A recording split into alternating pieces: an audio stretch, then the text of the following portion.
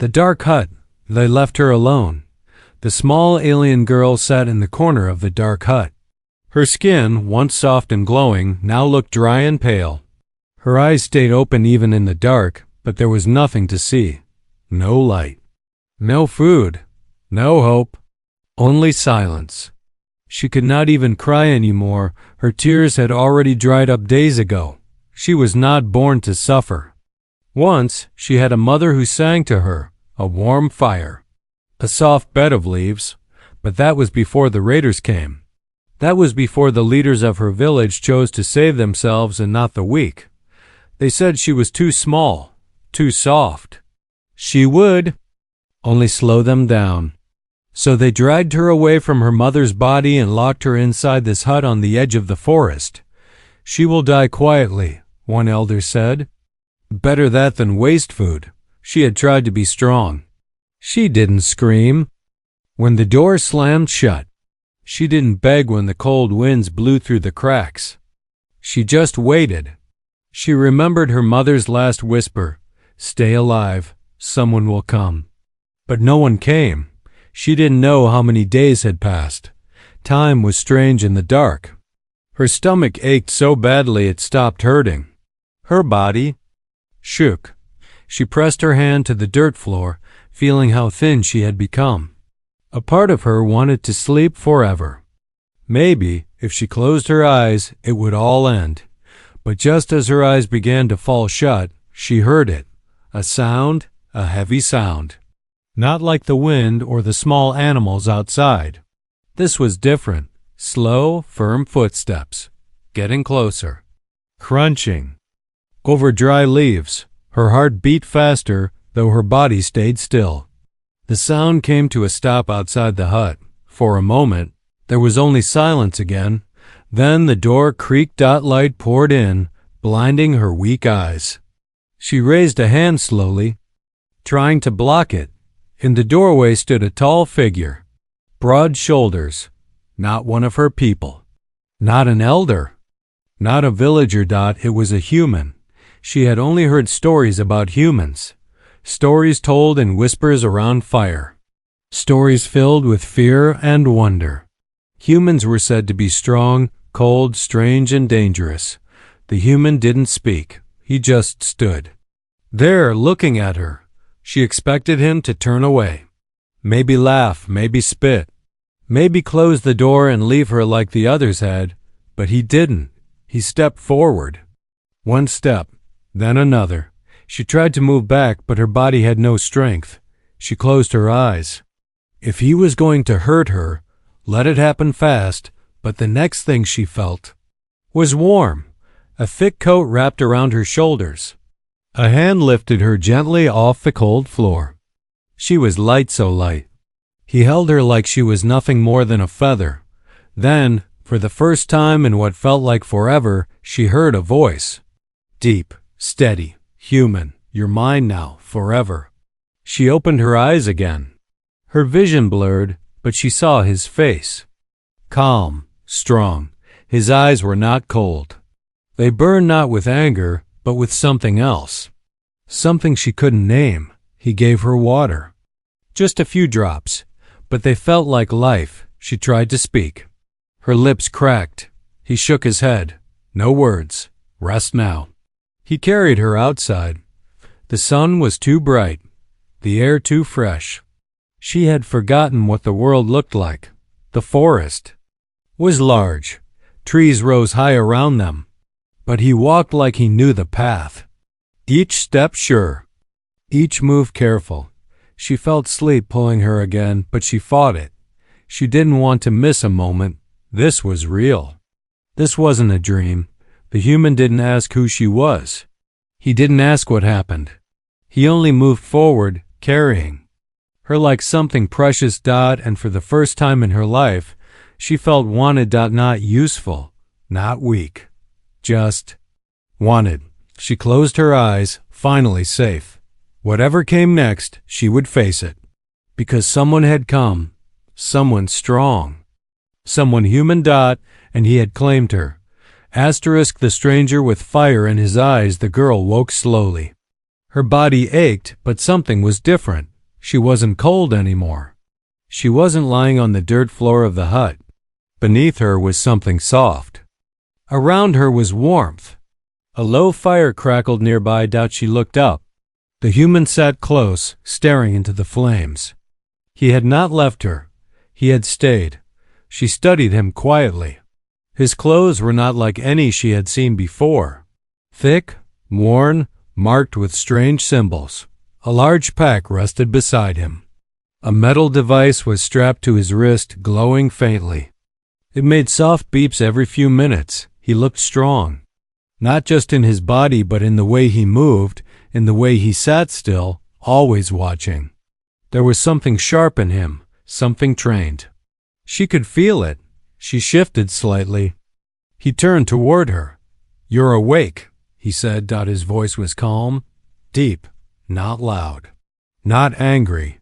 She opened her mouth, but her voice was too weak. He held out a water container. She drank carefully, each drop like gold. "Who are you?" She whispered, almost too softly to hear.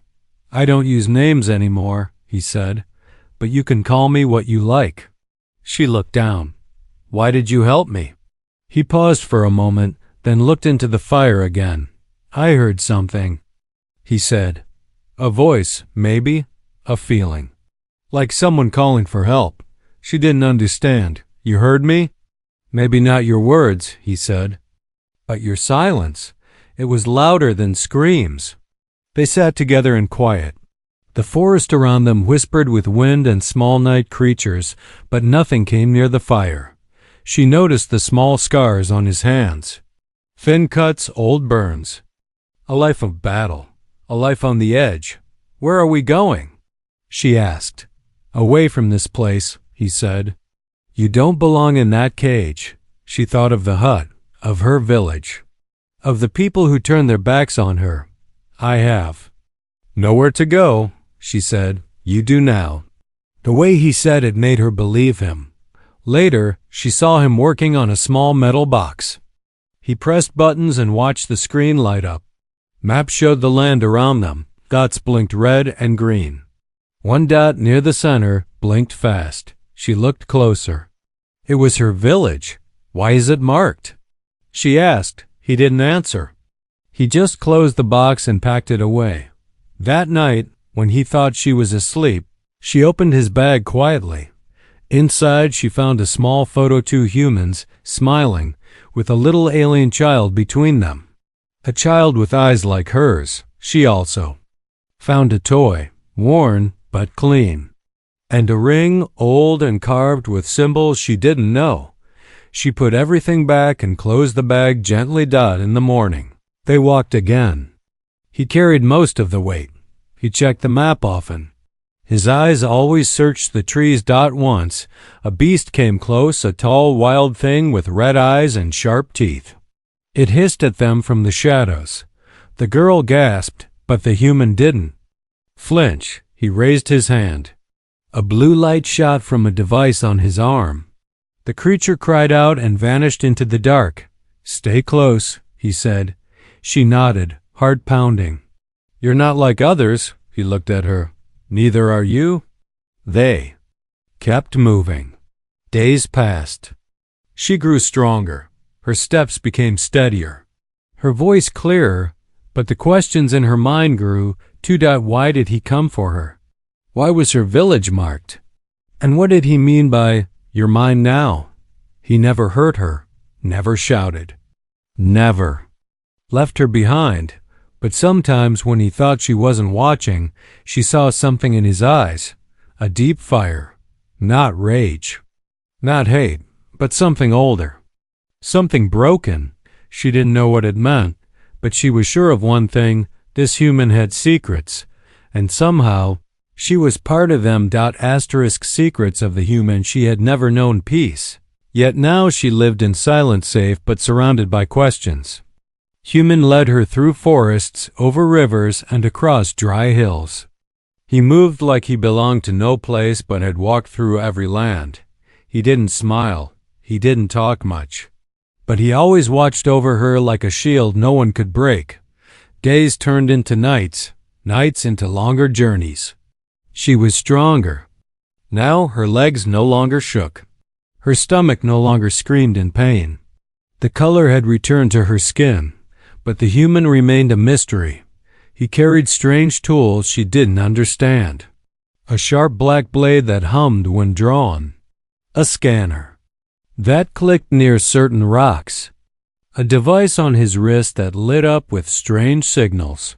One evening, while he rested by the fire, she finally asked, "Why do you travel alone?"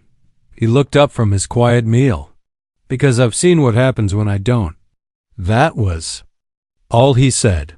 He didn't explain. She waited for more words, but none came. Later that night, when he walked into the trees to check the area, her curiosity became too strong. She opened his pack again. This time, she pulled out a glowing crystal hidden inside a metal shell dot.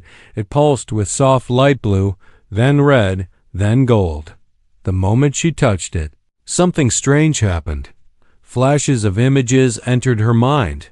Screams, fire, explosions, humans in battle suits shouting orders. A woman alien like her crying out a name. Then everything vanished. She gasped, dropping the crystal. When she looked up, he was there.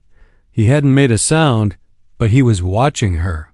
His face was still, but his eyes burned. "You looked." "Inside," he said quietly. "I'm sorry," she whispered, afraid. He walked forward slowly and picked up the crystal, placing it back in the metal shell. "That's not just a crystal," he said. "It holds memory, war, pain, my past. You fought?" she asked. He nodded once. "Too many times." She looked at him carefully. "Are you still fighting?" "I told myself I stopped," he replied. "But maybe I just started again." She didn't understand what that meant. Later, she asked him something else. "Do you ever miss where you came from?" He turned to her, and for the first time, he looked tired, truly tired. Not in his body, but deep in his soul. "I miss people," he said. "But the place, it's gone." That night, as the stars lit up the sky, she looked at his wrist device. It flashed again, this time a new message. "Target confirmed. Clean up and return." One cycle left. She didn't understand the full message, but her eyes caught one word again. Target. She turned away, her heart beating faster. Was she the target? Why had he come to her village? Had he saved her, or was she part of some plan? The next morning, she stayed quiet. She watched him more closely. Every step he took, every time he checked his wrist, he still gave her food, still helped her climb hills, still protected her from wild beasts. But the questions in her heart no longer slept. That night, she dreamed of the crystal again, and of the burning eyes of the human staring through fire. She didn't know what was ahead, but she knew now he was not just a traveler. He was something else, something dangerous. And somehow, she was walking deeper into his world. Returned to the village. They came over the ridge at sunrise, and she froze. There it was, her village. Small huts made of dried grass and rock. A circle of smoke rising from a central fire. The same path she had once walked as a child, now overgrown with weeds and memories. Her legs refused to move. The human stood beside her, silent as always. But his eyes were fixed on the village with a sharpness she hadn't seen before. "You know this place?" he asked. She nodded. "They left me to die here." He didn't speak for a moment. Then he said, "We won't stay long." They began walking. She didn't know why she followed him. Maybe it was time. Maybe the fear had lived inside her long enough. As they entered the edge of the village, silence spread like fire. People turned, eyes widened. Conversation stopped. The children ran inside. The elders stood with stiff backs and folded arms. The girl kept her head high. She was no longer the weak one from the hut. A voice rose from the crowd, old, bitter. "You have The nerve to come back? It was the village chief. The same man who ordered her thrown away like garbage. She's alive, another whispered. How? The human stepped forward. His presence was like a shadow over the whole village. Calm, controlled, but heavy. Didn't survive because of you, he said. She lived because someone cared. The chief laughed harshly. What is she now, human? Your pet?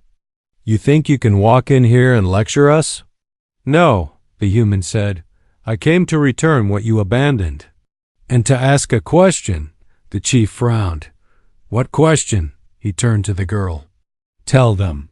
Ask them what you asked me every night for the past week. She hesitated, then faced the crowd. Her voice trembled at first, but grew stronger. Why? She asked. Why didn't any of you come for me? Why was I left alone? Why did no one even check if I lived or died? The chief's face tightened. You were weak. We had to protect the strong. A murmur moved through the villagers. Some lowered their eyes. Others whispered. The human looked around slowly. You judged her as weak, but I've seen strength in her pain, in her silence, in her will to live. The chief raised a hand. That's enough. You don't belong here, human. No, he said. I don't, but I know something you don't. He tapped his wrist. A soft hum filled the air. A drone appeared in the sky. Then another and another. Dozens. They hovered above the village. Like quiet birds blinking red, people screamed. Children cried. The elders shouted orders. The girl turned to him, eyes wide. What are you doing? He didn't answer. Instead, he said to the villagers, You left her in a dark place. Now I leave you in the light with your own shame. The chief stepped forward. If you attack us, human, we will fight. No, he said, you won't. And with a single wave of his hand, the ground shook. A beam of blue light shot down from above and hit the center of the village square, not to destroy, but to leave a deep mark. A warning. A line they could never cross again. I'm not your enemy, he said. But if you try to harm her again, I will come back, and I will not come alone. He looked at the girl. Let's go. But she didn't move. She stared at the village one last time, at the faces of people who had once been her world. At the place where she had once hoped to belong. She turned her back to them, once and for all. As they walked away, a final whisper followed her. She should have died. The human stopped, turned around, and locked eyes with the chief. A second passed. Then, in a flash of light, the chief vanished. No sound, no scream, just gone. The village fell into silence again, and the girl walked on beside the human who had claimed her, not as a weapon, not as a possession, but as someone worth saving. The judgment flame the forest behind them burned with silence. The village faded into shadows, but the memory of the chief's vanishing still clung to her skin like cold wind. The girl didn't ask what the human had done. She didn't need to. The village had made their choice long ago. She walked beside him quietly now, step by step, no longer looking back. They climbed into higher ground. The sky above them stretched wide and gold.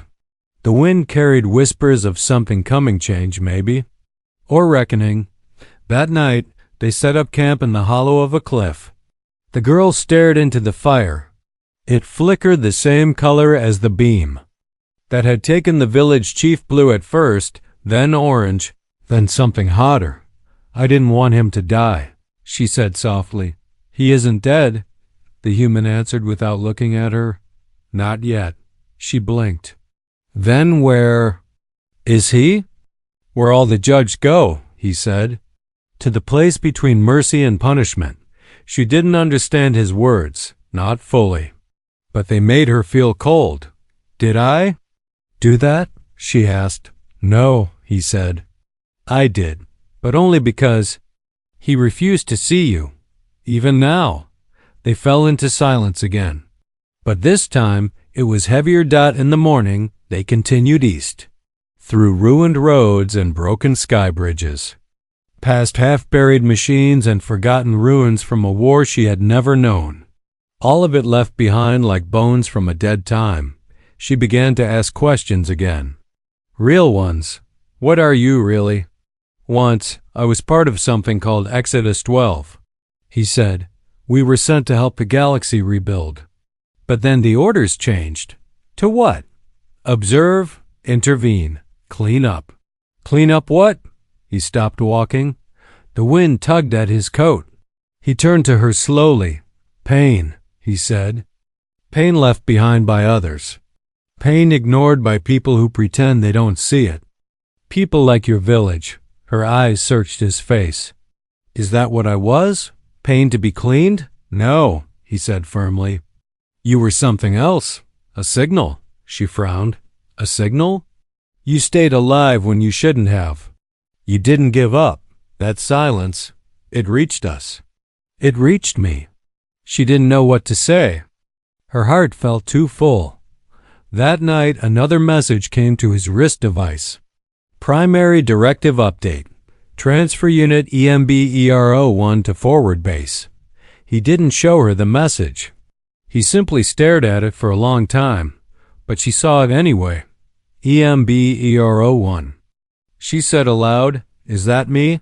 He looked up slowly. Yes. What does it mean? It means you've survived long enough to become something more. She shook her head. I didn't ask to be changed. No one does, he replied, but some are chosen anyway. They reached a plateau by dawn. Below it lay the remains of a battlefield, rusted weapons, broken armor, and a monument made from fallen enemy blades. Here, the human stopped. He set his pack down. He pressed his hand to a stone beside the monument. It opened. A hidden door. A cold stairwell beneath the earth. He looked at her once more. This is the place where I was reborn. And if you want, you can be reborn too. She hesitated. She thought of the village, the hut, the fire. The moment he said, You're mine now. Then she stepped forward. I'm ready. He led her inside. What waited below was not fire or punishment. It was training, knowledge, power. And at the heart of it all, a single word etched into metal: ember. She didn't know what the future held, but she knew the fire inside her had only just begun to burn, and this time she would decide what would be left standing after the flames. A. Bond forged in fire. The underground base didn't look like a home. Cold metal walls, long, silent corridors, machines she couldn't name, lights that blinked with no pattern she understood. But for the first time in her life, no one looked at her with pity. No one called her weak. Here, people simply nodded and stepped aside. They had seen what she had survived. The human, her protector, was greeted with quiet respect. Soldiers in black uniforms called him Commander, but he didn't seem to like the word. He walked with purpose but not pride, like someone who carried too many memories on his back. The girl stayed close at first. The place was too big, too quiet, too strange, but the human never pushed her away. He let her learn at her own pace. She was given food she didn't have to steal, clothes that fit, a small room with a bed of her own, and then she was given something more powerful than any weapon choice. You don't have to stay, the human told her one night, but if you do, you'll learn how to never be helpless again. She looked at him. You're still watching me. I always will, he said. She stayed. Her training began. The next day, it wasn't just about fighting. They taught her how to read different languages, how to speak with machines, how to move through shadows without making a sound, how to think clearly, quickly, and without fear. Others like her trained too, survivors from broken colonies, forgotten children, lost souls, but none had her fire. They called her Ember now, The name was written into her file. It glowed on the walls when she walked through the halls. It wasn't just a Cody name, it was a symbol. One instructor whispered, "She came from nothing, but she burns brighter than most." Her bond with the human didn't weaken. It changed, grew. He was no longer just her savior. He became her guide, her mentor. And though neither of them said it out loud, her family. She asked him once, during a quiet moment in the observation room, "Why me?" He didn't answer at first, just stared through the glass where a simulation of her old village played on loop. Then he said, "Because you reminded me of someone I failed to save." "Who?" "My daughter," he said. "She was strong, but I arrived too late." The girl's breath caught in her throat. She didn't know what to say. So she reached out and placed her hand on his.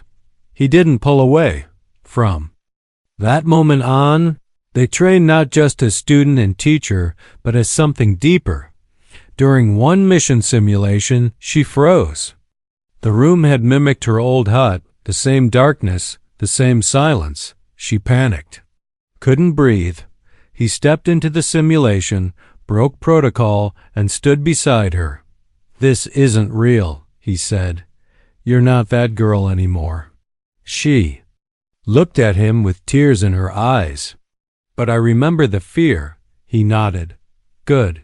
Keep it. Fear reminds us we're alive." "But you use it." "You don't let it use you." She passed the trial. Months passed. She grew taller, stronger. Her voice didn't shake anymore. Her stare was steady. But part of her always remembered the little girl in the dark hut. One night, she asked him, "Will I ever stop remembering?" "No," he said. "And that's your power." He showed her one last thing, a locked vault deep in the base. Inside, it was a list. Dozens of names, all marked for rescue. She saw villages, colonies, camps, places, forgotten by the galaxy. "These are the ones still waiting in the dark," he said. She looked up. "Can I go?" His voice was quiet, but sure. "You were never meant to stay here forever. You were meant to return with fire." And so, Ember prepared for her first real mission. She was no longer the girl they left behind. She was the one who would go back for those no one else would. And this time, she would bring more than hope. She would bring heat. Asterisk the rise of Ember. The dropship cut through the sky like a blade of light. Inside, she sat alone, suit fastened, eyes closed. Not in fear, but in focus. She no longer shook. She no longer flinched. She was no longer that girl who cried in the dirt, waiting to die. She was Ember now. This wasn't her first mission, but it was different. The coordinates led her to a place too familiar. Another forgotten world, another broken village surrounded by silence and ash. A place just like the one that had once turned its back on her. The ship landed quietly in the trees. No announcement, no audience. She stepped out, her boots touching the ground with purpose. This world smelled of old fire and cold rain. She moved fast, avoiding watchtowers and motion sensors. Her training flowed like instinct, no wasted motion, no hesitation. She reached the outskirts of the village, broken huts, half-burned signs, and then she heard it, a soft sound, not loud, not desperate, but too quiet to ignore. It came from a small structure at the edge of the camp built of scrap and mud, just like the dark hut she had once known. She pushed open the door slowly. Inside, a little girl sat in the corner, legs pulled close, eyes wide with fear. Her arms were wrapped around herself, and her skin showed the bruises of being forgotten. Girl looked up, trembling. Ember didn't speak right away. She knelt, removed her helmet, and placed it beside her. "You're not alone anymore," she said gently. The child stared at her. "They said no one would come." Ember reached into her suit, pulled out a protein pack, and offered it. "I came," she said. The girl took it with shaking hands, too shocked to cry. Ember sat beside her. I used to wait too, she whispered. I waited in the dark. I thought no one could hear me. The girl blinked. But someone did? Ember smiled soft but strong. Yes, and now I hear you. She stood, extended her hand. Come with me, she said. You don't belong in this place. The girl hesitated, then reached out. As Ember lifted her, something in the air changed. Behind them, voices shouted. Guards had noticed, but Ember didn't panic. She tapped her wrist and a signal flared into the sky. The dropship returned. Within seconds, it hovered above, quiet but ready. Ember ran through the trees with the girl in her arms. Lasers sparked in the distance, but none touched them. She jumped onto the platform as it rose. The doors sealed. Safe. Inside, the girl clung to her. Will they come for me again? She asked. No, Ember said, because now I come for them. She set the girl down, wrapped her in a thermal blanket, and turned to the window. Below, the village faded. But the mission didn't end. This was only one. There were others. Hundreds. Thousands. She turned to the ship's console. A long list of targets scrolled down: red for danger, yellow for broken, green for hope. She placed her hand on the controls. Behind her, the girl slept peacefully. Ahead of her, the stars waited. She had no crown, no throne, no soldiers, but she carried something greater: memory, pain, and fire. She was no longer running from the past. She was rising through it. Not as a survivor, but as a force. A light in forgotten places. A fire in dead silence. A name whispered. In dark corners, Ember, and wherever pain still lived in shadow, she would come.